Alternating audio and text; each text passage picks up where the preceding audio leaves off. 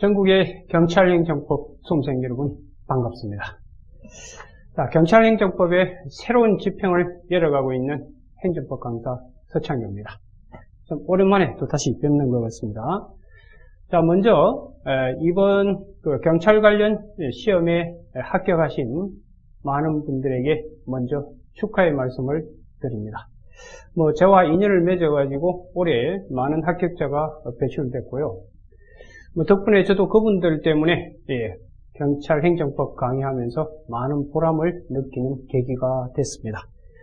자, 기본적으로 올해 합격자가 많이 배출되게 된 가장 큰 원인을 제 나름대로 분석을 해보니까 크게 한 세 가지 측면에서 주의했던 측면이 있었던 것 같습니다.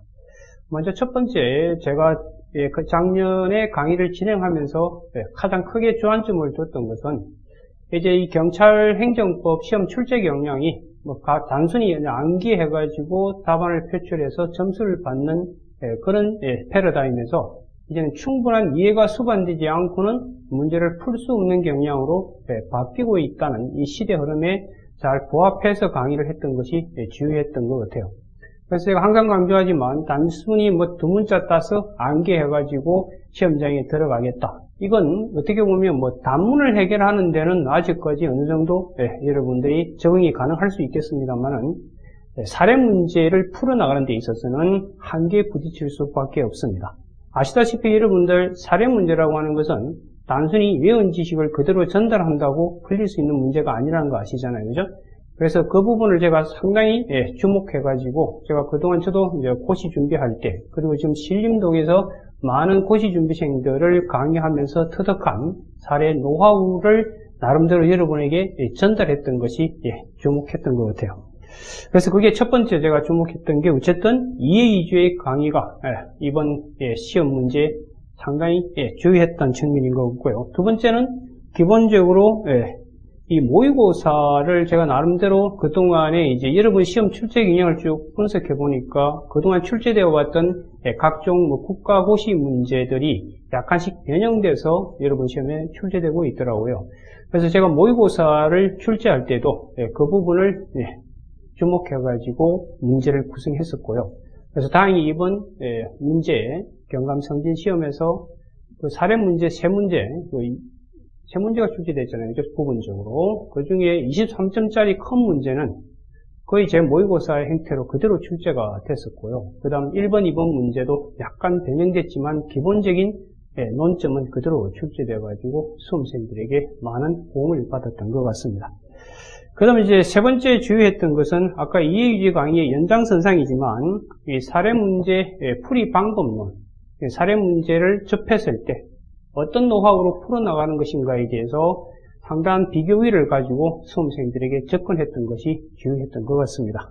어쨌든 이런 수험 경향, 출제 경향은 내년에도 계속 이어질 것으로 보이고요. 그래서 올해 강의도 이런 측면에 주안점을 두면서 여러분과 같이 공부하게 될 겁니다. 어쨌든 여러분도 최선을 다하셔야 되고요. 저도 최선을 다할 것이고 여러분의 노력과 저의 노력이 결합되는 곳에서 내년 합격자 명단에 여러분의 이름이 발견될 거라고 믿습니다. 어쨌든 최선을 한번 다해봅시다. 분명히 내년에는 여러분이 주인공이 될 겁니다. 자, 그러면 먼저 첫 시간이기 때문에 먼저 행정법 공부에 있어서 필요한 몇 가지를 설명을 드리고 교과서를 진행을 들어가도록 하겠습니다. 자, 먼저 칠판을 잠시 한번 보세요. 제가 먼저 설명해 드리고 싶은 것은 경찰행정법 공부 방법론에 대해서 잠시 설명을 드리게 될 것이고, 그 다음 두 번째, 제가 이미 여러분들 그 행정법 입문특강을 먼저 강의를 했었는데 그 부분을 먼저 좀 들을 것을 조언을 해주고 싶고요. 그런데 어쨌든 그걸 들었던 친구들도 있을 거고 그렇지 않은 분도 있을 텐데 행정법 체계에 대해서 어떤 기본적인 내용만 좀 뽑아가지고 앞으로 기본서를 읽어나가는 데 있어서 도움이 될 수 있는 밑거름을 보여드리게 될 겁니다. 자, 이 두 가지를 설명하고 나서 이제 본격적으로 교과서로 들어가서 진행을 하도록 하겠습니다. 자, 먼저 경찰행정법 공부 방법론인데요. 이건요, 주관식 공부하는 데 있어서 어느 주관식 시험이든 기본적으로 적용될 수 있는 패러다임이에요. 자, 먼저 첫 번째 여러분들 이해 위주의 공부를 하라. 이거 하도 제가 강조를 해가지고 여러분들 이해이주라는 게 도대체 뭐냐? 기본적으로 여러분들 암기라는 거 하는 것도요. 첫째 전제 조건으로 뭐가 선행되어야 될 것 같아요? 이해가 된 지식은요.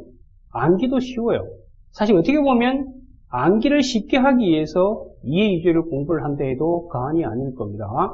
그래서 먼저 철저하게 이해이주로 공부를 하셔야 되고요. 근데 이해를 시켜드리는 건 여러분 코드에 맞는 강사를 잘 만나는 것이 무엇보다 중요합니다. 그래서 이해된 지식을 정리하고요. 정리는 사실 여러분이 하셔야 되는데 요즘은 거의 다 정리가 다 잘 돼 있죠, 그죠? 그래서 이 부분, 두 가지 부분까지는 강사가 해결해 줄 거예요. 그 다음 이해되고 정의된 지식을 이제 하염없이 반복을 하셔야 되는데 이 반복이 결국은 이제 암기 과정이 되게 될 겁니다. 암기된 지식을 이제 어떻게 해야 된다고? 답안에 표출하는 능력을 기르셔야 되는데 평상시에 여러분 공부하실 때도 이건 지금 객관식이 아니라 주관식이기 때문에 기본적으로 머리에서 계속 이렇게 공부해서 안 돼요. 그 머리에 들어가 있는 지식을 바깥으로 표출할 수 있도록 항상 준비하셔야 돼요. 그러려면 항상 연습장에다가 쓰는 습관을 갖도록 하시기 바랍니다. 아시겠죠? 그래서 여러분들 채점자는요, 여러분 머리에 있는 걸 갖고 채점하는 게 아니고요, 표출되어 있는, 즉 쉽게 말해서 종이에 표출되어 있는 걸 가지고 채점을 하는 거기 때문에 아무리 공부가 많이 되어 있더라도 적절한 시간 내에 제대로 표출하지 않는다면 점수로 연결될 수가 없겠죠, 그죠? 그래서 이 답안 표출을 할 수 있도록 부단하게 연습장에 쓰는 습관을 갖도록 하시기 바랍니다. 그래서 이해하고 정리하고 그 다음 이해하고 정의된 지식을 하염없이 반복하셔야 됩니다. 근데 이 반복이라는 것은 여러분의 인내력이 요구되겠죠, 그죠? 그래서 반복할 때는, 즉 이게 다른 말이 암기하는 건데 암기하실 때는 기본적으로 나름대로 여러분의 노하우를 갖고 하시면 돼요. 두 문자를 따시든 어쨌든 간에 하시면 되는데 그 두 문자 따는 것도 여러분 경험을 가지고 따가 여러분이 만들어서 하세요. 타인이 만든 것보다는. 물론 타인이 만든 것이 마음에 든다. 그럼 그걸 활용하셔서 배우든 하시든 되는데 어쨌든 이해가 수반돼서 암기할 수 있도록 하시라 이 말입니다. 자, 그 다음에 이제 두 번째 여러분들 그 약술 문제와 사례 문제. 여러분 시험 문제는 이 두 가지로 구성되어 있죠. 그래서 약술 문제 같은 경우는 기본적으로 평상시 공부하실 때 목차 구성을 위주로 해서 공부를 하시기 바랍니다. 그래서 거시적으로 큰 전체 목차를 잡으시고 그 목차 안에 세부적 내용을 집어넣으면 되거든요. 그런데 어쨌든 기본적으로 반드시 하셔야 될 게 뭐든가요? 제가 기본 시간에도 항상 강조하겠습니다만 개념을 정확하게 암기해서 답안에 현출할 수 있도록 노력을 기울이셔야 됩니다. 그리고 평상시 공부하실 때도 큰 목차를 이렇게 잡아놓고 목차를 보면서 세부적 내용을 연상시켜보고 그래놓고 또 세부적인 내용을 또 보면서 전체적인 목차 틀을 잡아보고 왔다 갔다 하면서 이렇게 구성을 해보시기 바랍니다. 아시겠죠? 자, 그 다음에 이제 사례 문제 같은 경우는요, 이건 외운다고 될 일이 아니라고 제가 계속 강조드리고 있습니다. 사례 문제 같은 경우는 1차적으로 먼저 주어진 설문에서 이게 도대체 뭘 묻고 있는지를 뽑아내는 능력이 있어야 되겠죠. 그건 외워서 될 일이 아니잖아요. 그죠? 그래서 기본적으로 행정법에 대한 전체 체계와 이해가 수반이 되지 않고는 논점 추출이 쉽지가 않은 거라고요. 그래서 추출된 논점을 법학은 무엇보다도 논리법학이, 논리학문이라는 거 아시죠? 그죠? 그래서 같은 내용이라도요, 순서를 뒤바꿔버리게 되면 완전 딴 이야기가 되어버린다고요. 그렇기 때문에 논리 체계에 맞춰서 그걸 배분할 줄 아셔야 되고요. 그 다음에 이제 어떤 이론이나 기본적인 걸 배운 다음에 그걸 설문에 어떻게 접목해서 도출해낼 것인가. 이게 사음포섭이죠. 이 사음포섭하고 논점 도출, 논리 전개, 이 세 개 삼박자가 딱딱 맞아 떨어져야 사례 문제는 고득점을 받게 될 겁니다. 그래서 이 부분에 여러분들이 기본적 주안점을 두셔야 돼요. 그 다음에 이제 세 번째 교재 부분인데, 교재는 제가 만든 교재가 크게 세 권이 있습니다. 그 기본서 한 권, 그 다음 사례집 한 권, 그 다음 핸드북 한 권 이렇게 되어 있는데, 이 기본서는요, 결국은 여러분들이 약술 문제하고, 그 다음 이 사례 문제를 풀을 때 있어서의 기본이 되는 내용이 다 들어가 있는 거예요. 그래서 이 기본 강의가 상당히 중요합니다. 이 기본 강의를 등한시하고 바로 그냥 약술 문제, 사례 문제를 각기전투 형태로 들어가서 공부하는 룰을 범하지 않도록 하세요. 이 기본서에 있는 기본 내용을 충분히 숙지가 되셔야 약술 문제도 해결되고 사례 문제도 해결이 되는 겁니다. 그래서 기본서는 이 약술과 사례 해결하는 데 있어서 모든 것들이 담겨 있습니다. 그리고 제 기본서는 단순히 무슨 약술 문제 짜집게 해놓은 것이 아니고요. 진정한 기본서로서 체계와 부분, 전체 속에서 부분을 보면 그 부분이 훨씬 더 선명하고 이해가 잘 되잖아요. 그죠? 그래서 체계 속에서 부분을 집어넣어서 완성시켜 놓은 거예요. 그리고 그 안에서 약술로 나올 수 있는 어떤 개별적인 목차를 또 구성을 다 해놨어요. 그래서 아까 얘기했지만 약술 같은 경우는 목차 구성에 신경을 쓰라고 했었잖아요. 그죠? 그 다음에 이제 사례집이 있고요. 이 사례집은 사례풀이에 있어서의 기본적인 노하우를 다 집어넣었겠죠. 이게 사례집이에요. 이 사례집을 통해서 사례 문제를 풀어나가는 방법론을 터득하시기 바랍니다. 그리고 핸드북이 있는데요. 이 핸드북은 여러분들이 평상시에 짜투리 시간을 활용할 수 있도록 하고요. 그 다음 기본서와 사례집을 공부한 친구들이 복습용으로 활용할 수 있도록 해놓은 거고요. 그 다음 최종 정리용으로도 활용될 수 있도록 해놓은 겁니다. 그래서 마지막에 시간을 활용할 수 있도록, 시간을 절약하면서 충분히 활용할 수 있도록 만든 책이 핸드북이니까 그 시각에서 이 교재를 보시면 될 겁니다. 그래서 경찰행정법 공부 방법론에서는 크게 이 세 가지 부분을 제가 언급을 해드렸어요. 그래서 첫 번째, 이해하고 정리하고 그 다음 반복 암기하고 그 다음 답안에 표출할 수 있도록 하시기 바라고요. 그 다음 약술 문제를 공부하실 때는 목차 구성에 좀 신경을 쓰시기 바라고, 사례 공부하실 때는 논점 초출하고 그 다음 논리전개, 사안포석 이 세 가지의 주안점을 두면서 공부를 하시기 바랍니다. 그리고 교재는 세 가지가 구성이 되어 있는데 이 세 가지를 그 교재의 특성에 맞게끔 잘 활용하시기 바랍니다. 아시겠죠? 예, 좋습니다. 이게 이제 경찰행정법 공부 방법론이고요. 두 번째 제가 간단히 설명드리고 싶은 건 행정법 입문 특강할 때 이미 다 자세히 설명을 했었습니다만 그 중에 이제 행정법 체계 부분만을 약간 따로 빼가지고 여러분에게 간략히 전달해 드리도록 하겠습니다. 일단 칠판을 잠시 한번 보시기 바랍니다. 여러분들 제가 입문특강에서도 강조를 했었습니다만 행정법이라고 하는 것은 기본적으로 역사가 이런 과정을 밟아왔었죠. 옛날에 기본적으로 왕이 있었고요. 그 다음에 이 왕이 국민을 향해서 숱한 행위를 했었죠. 그걸 뭐라고 그러죠? 행정이다 이렇게 불렀을 겁니다. 그죠? 국가가 국민을 향해서 뭔가 하는 거, 그걸 총칭해서 행정이라고 그래요. 옛날에는 왕이 곧 국가였잖아요. 그죠? 이런 시대 때는요, 이 왕이 행정을 할 경우에, 이 절대군주 시대 때는 왕은 어떤 견제도 받지 않고 마음대로 행정을 했다고요. 이런 시대를 우리는 인치의 시대다 이렇게 불렀어요. 행정을 왕의 마음에 따라 마음대로 했대요. 사람이 다스렸다 해서 이 시대를 인치의 시대다 이렇게 불렀던 겁니다. 그러다 보니까 국민 입장에서 불만이 생길 수밖에 없죠. 열심히 돈을 벌어놓으면 뭐 하겠어요? 벌어놓으면 그 다음날 또 어떻게 하죠? 왕이 와서 뺏어가잖아요. 그래서 들고 일어났던 게 그 유명한 시민혁명이죠. 그래서 시민혁명을 통해서 이제 자기들이 대표자를 뽑죠. 그게 오늘날의 이제 국회가 되는 것이고, 그래서 이 국회가 드디어 법을 만들어가지고 왕을 찾아가죠. 찾아가니까 이제 왕이 물어보겠죠. 국민들이 왜 저러느냐. 그러니까 이제 이 친구들이 얘기할 거 아니에요. 국민들은 이제 더 이상 그냥 못 맡겠다는 거죠. 그래서 자기들이 뽑은 대표자가 만든 법에 따라서 뺨을 맞겠다는 거예요. 안 그러면 왕을 죽이겠다는 거죠. 드디어 이제 무슨 시대로 바뀌겠어요? 이제 행정을 사람이 마음대로 다스리는 것이 아니라 법에 의해서 행정을 하는 시대가 열리게 되죠. 이걸 법치라고 그런다고. 이 법치가 되면서 행정법이 나오는, 이게 행정법이잖아요. 그죠? 그래서 왕이 이제 행정할 때 이 법에 따라서 행정하는 시대로 열리게 되는데, 이걸 우리는 법치의 시대라고 이야기를 하는 거예요. 여기서부터 이 행정법이 시작하는 겁니다. 그래서 행정법을 한마디로 이야기하면 국가가 국민을 향해서 행정할 때 적용되는 법, 그게 행정법이에요. 따라서 인치의 시대 때는 행정법이 존재할 수가 없었죠. 절대군주 시대는. 입헌군주제로 이렇게 넘어오면서 기본적으로 행정법의 시대가 열리게 되는 거예요. 여기까지는 이해하시겠죠? 그래서 행정법을 지배하는 가장 중요한 원리가 뭐겠어요? 이게 바로 법치 행정의 원리가 되는 거예요. 법치 행정의 원리가 되는 거예요.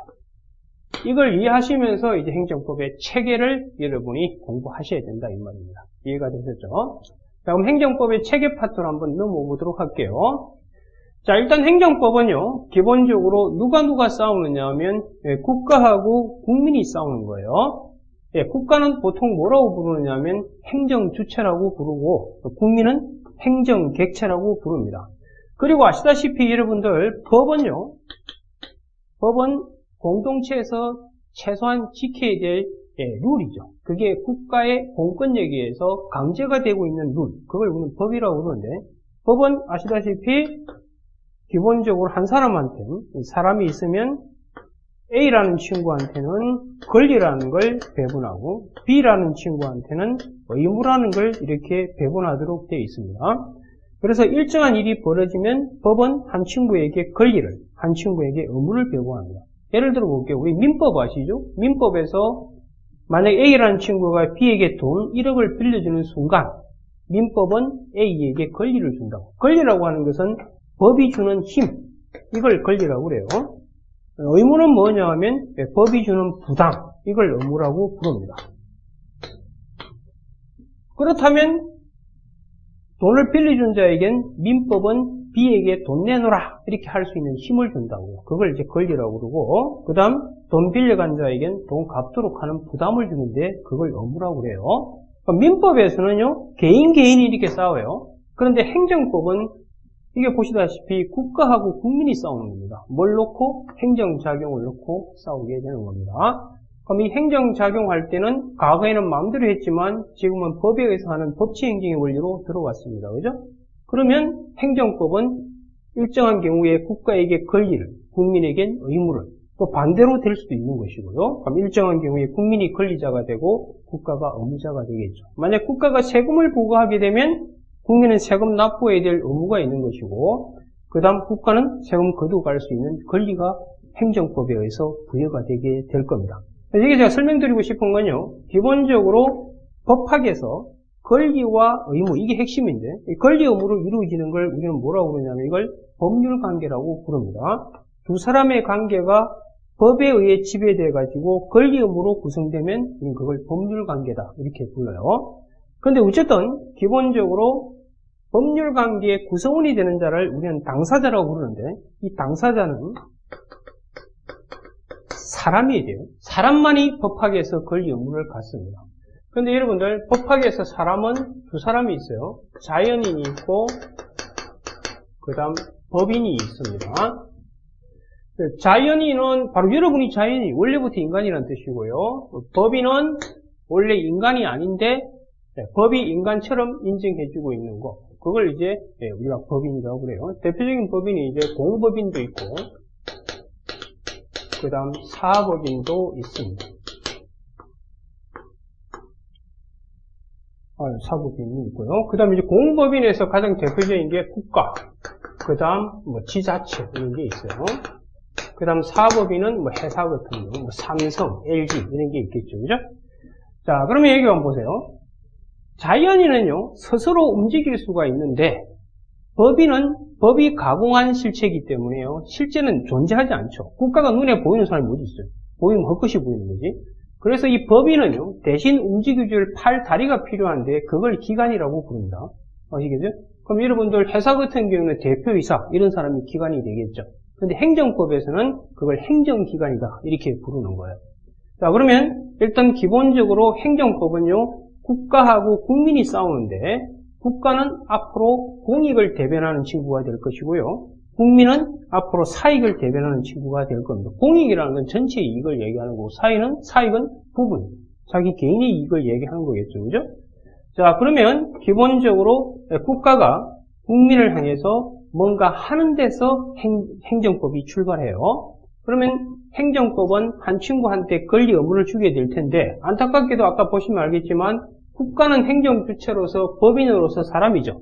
그렇지만 스스로 못 움직이니까 기관이 필요한 거예요. 그래서 국가가 움직일 수 있도록 팔, 다리 역할을 하는 게 행정기관이고요.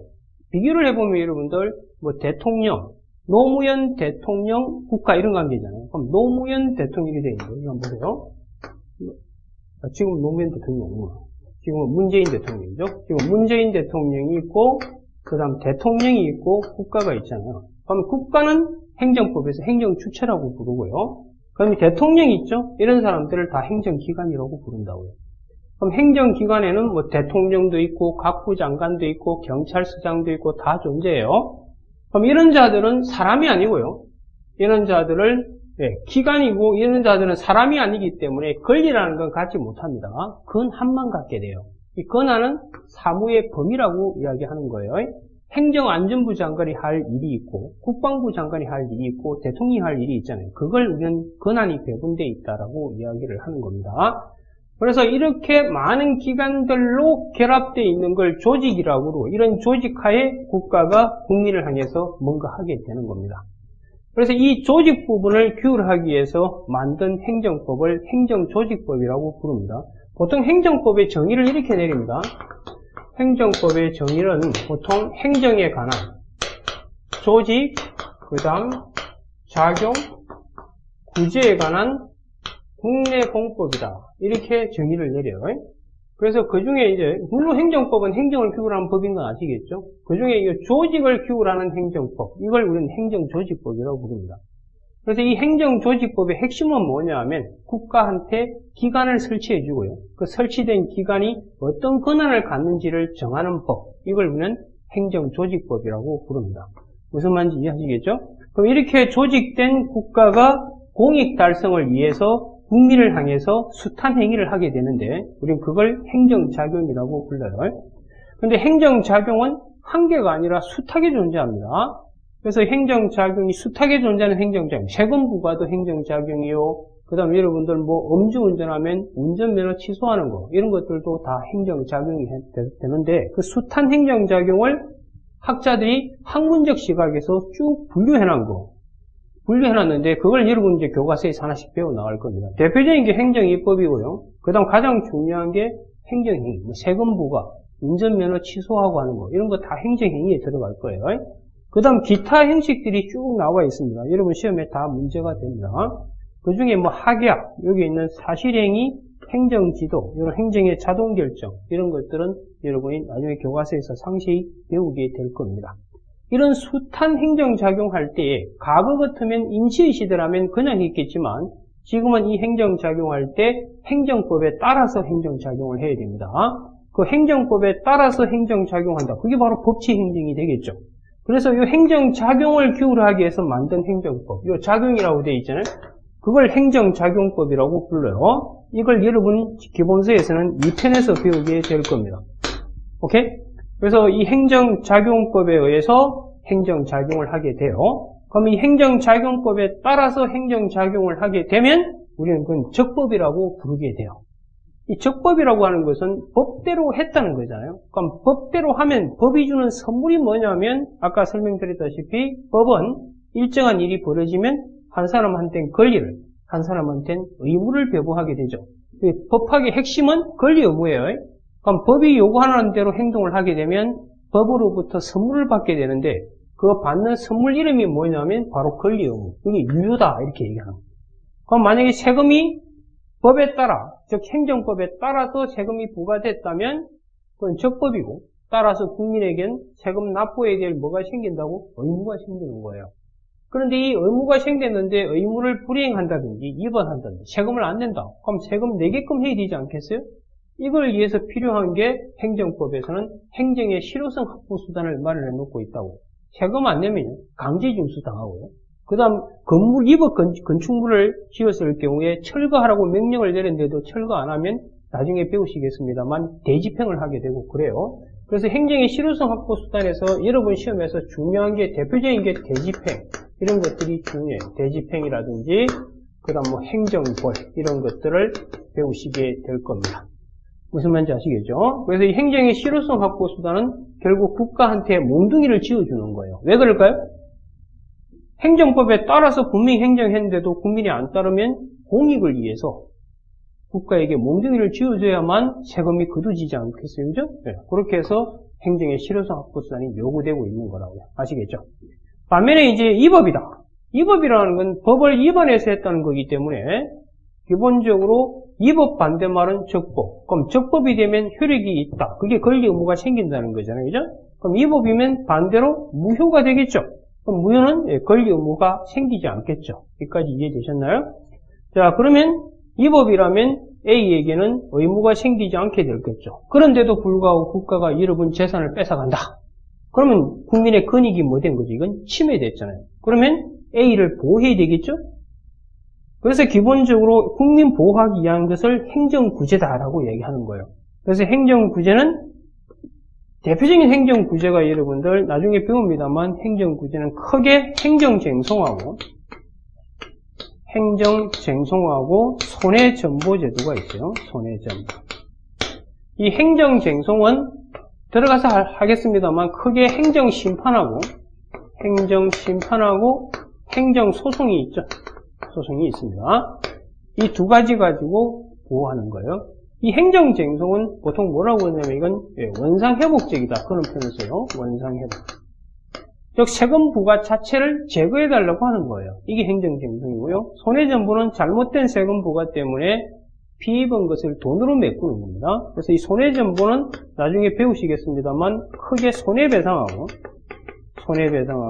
손실보상 이렇게 구분이 되게 됩니다.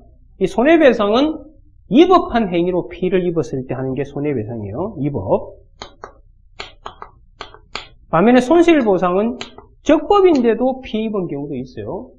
국가가 공공필요 때문에 여러분의 땅을 강제 수용하였을 경우 법에 따라서 그럼 적법이지만 여러분 재산이 침범당했잖아요. 그죠? 그럴 때 돈 주는 거 보상한다라고 얘기하잖아요. 이런 구조로 진행이 됩니다. 그래서 이 행정구제는 기본적으로 국민의 사익을 보호하기 위해서 마련된 제도라고.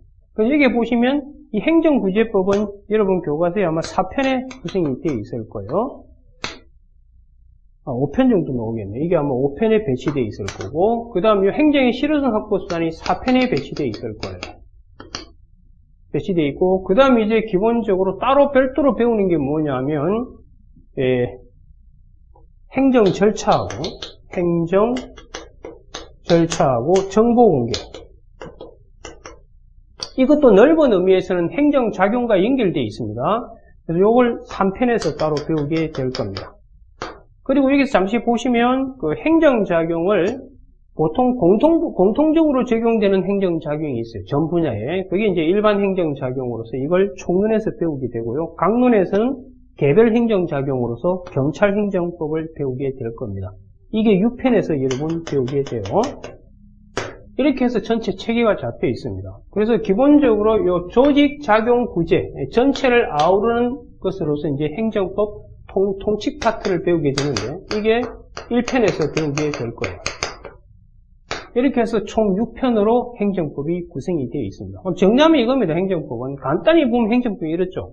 행정법은 국가, 즉 공익을 달성하는 국가가 국민을 향해서 행정을 할 때 적용되는 법, 그게 행정법이에요.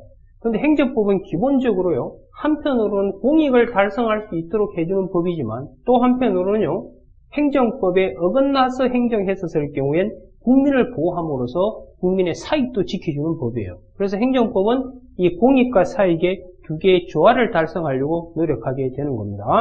그래서 국가는요, 아까 말씀드렸다시피 법인이기 때문에 법인은 스스로 움직일 수가 없어요. 그래서 대신 움직여줄 팔다리로서 각종 행정기관 중에서도 가장 똘똘한 행정기관을 행정청이라고 해요. 행정청은 국가의 의사를 결정해서 대외적으로 국민에게 표출할 수 있는 능력까지 갖고 있는 행정기관. 대통령, 각부장관, 경찰서장이 다 여기에 해당합니다. 그래서 앞으로 제가 설명할 때는 국가라고 하지 않고 행정청 해서 이렇게 설명할 겁니다. 실제로 행정청이 하고 있기 때문에. 그래서 이런 국가가 국민을 향해서 행정작용을 하게 되면 이 행정작용이 행정법에 따라 법치행정에 따라서 하면 적법, 그렇지 않으면 위법. 적법일 때는 공익 달성을 위해서 국가에게 힘을 실어주고, 위법이라면 국민 보호 때문에 행정구제를 도모하고, 이게 행정법이 다예요. 아시겠죠? 자, 이걸 가지고 이제 하나씩 진행하게 될 겁니다. 그럼 목차를 잠시 한번 보실까요, 여러분들? 목차를 잠시 한번 보시면, 그 차례를 한번 펴보세요. 펴보시면 제1편이 행정법 통론이라고 되어 있죠. 이 행정법 통론이 바로 이 부분입니다. 통칙에 해당하는 부분.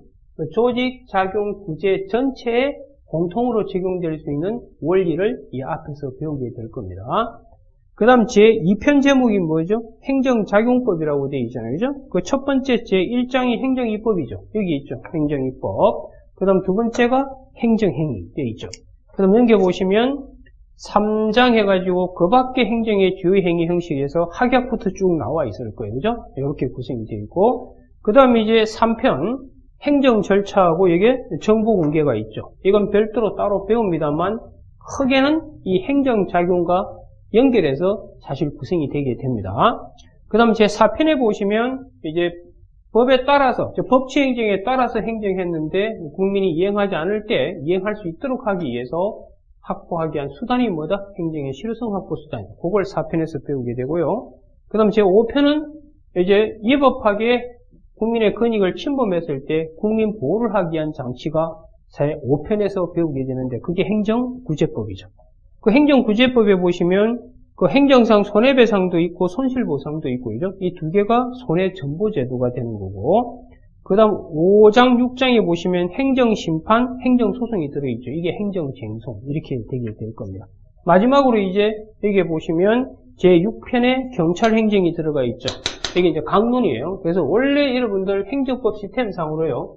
이 작용을 이제 일반 작용하고 개별 작용으로 나누고 그래서 여기 있는 개별 작용하고 조직이 있죠. 이 두 개를 합쳐서 보통 이제 강론이라고 부릅니다. 개별 작용에 여러 가지 많이 들어있는데 여러분 시험에서는 경찰 행정만 배우게 되는 거예요. 그 다음 나머지 있죠? 나머지 일반 행정작용, 구제, 그 다음에 통칙 파트 이런 걸 다 합쳐가지고 행정법 총론이다. 이렇게 구성이 되어 있습니다. 아시겠죠? 네, 좋습니다. 이 정도 하시면 이제 본격적으로 우리가 기본서를 배우는 데 있어서 필요한 기초 지식은 마무리가 된 겁니다. 그래서 여러분들 아까 제가 모두에 말씀드렸던 행정법 공부 방법론 그거에 대해서 간단히 좀 보시기 바라고 그 다음 전체 체계가 이렇게 되어 있다는 걸 간단히 주목하시기 바랍니다. 시간적 여유가 된다면 그 행정법 입문특 강의 있죠. 그걸 좀 활용을 하시기 바랍니다. 아시겠죠? 자, 그러면 잠시 쉬었다가 이제 본격적으로 제 기본서 내용을 가지고 행정법 이행을 같이 한번 떠나보도록 하겠습니다.